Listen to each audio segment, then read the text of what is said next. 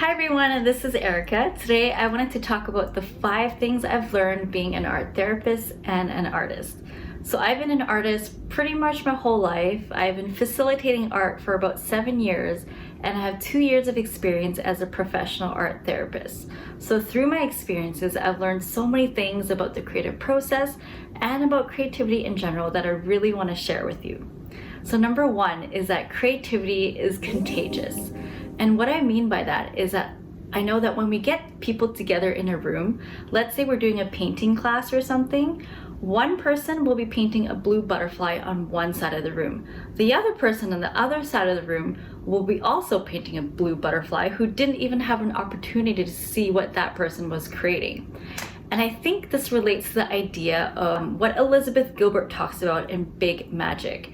So how she describes creativity as kind of this floating energy that it's in the air, and it's up to the person to grab it and be inspired to take action and to create something. So I think when you're surrounded by something like that, you can't help but to feel it inside of you too. And so that's why in my art therapy groups, I always encourage people to join the group, even if they say they're not going to do any art. Because I know once they sit down, once they start seeing everyone else creating, they're going to feel that spark inside of them and they're going to want to join in on the fun too.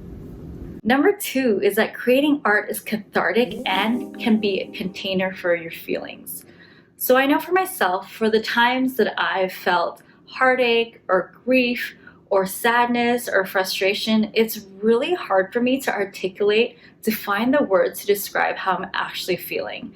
And so that's why art is so important, because it provides another channel and another avenue for us to express what we're actually feeling. It helps us connect us to our emotions, and basically creating art is almost like an emotional purge. It contains all of our feelings and emotions.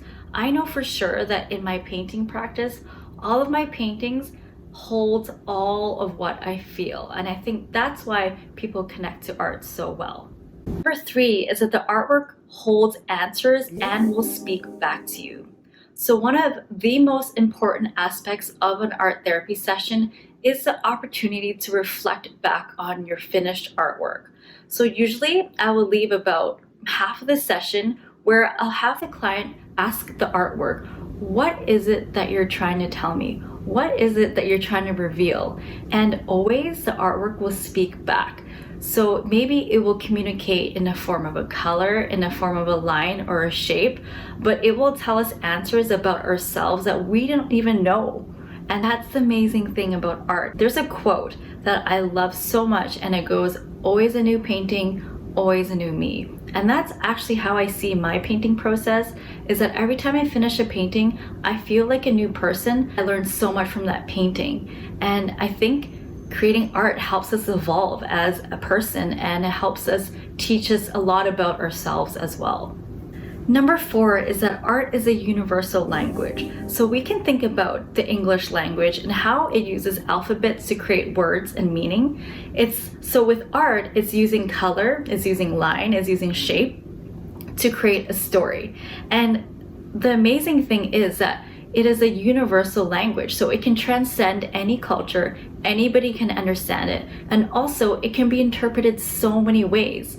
So one person can look at a piece of art and think, oh, it feels like joy. And while another person can look at it and be like, oh, it feels like anger. And that's the amazing thing, is that it is so subjective and open for interpretation that it can create so many stories. And that's why art is so important in our lives, because it stimulates our mind and can create conversations that otherwise we couldn't through words. And the last one, number 5, is that art brings us to the present moment. And I think that goes for looking at art and also creating art. I know that when I've had the opportunity to visit museums and galleries and be in front of my favorite paintings, it's almost as if time stops. It's just the moment between me and the painting, and I'm almost like moved to tears in those moments. And I think that's so powerful. Also, when you're creating art, we're able to get into the flow, and when you're in the flow of creating, everything stops and it's just between you and the canvas, you and the paper, whatever it may be. But that is when our ego mind, that is when our inner critic literally disappears and you're just in the flow, and maybe hours can go by and it brings you right into the present moment of creating. And that's why art can be so meditative. That's why it can be so calming, so healing, and so stress relieving. That's why art is so important for us. So I hope you enjoyed these 5 insights that I've learned about creativity. I will be back next week to share with you more art therapy activities, more insights, and maybe I'll show you a peek into my painting process as well. So I hope to see you next week, and I'm sending you all love.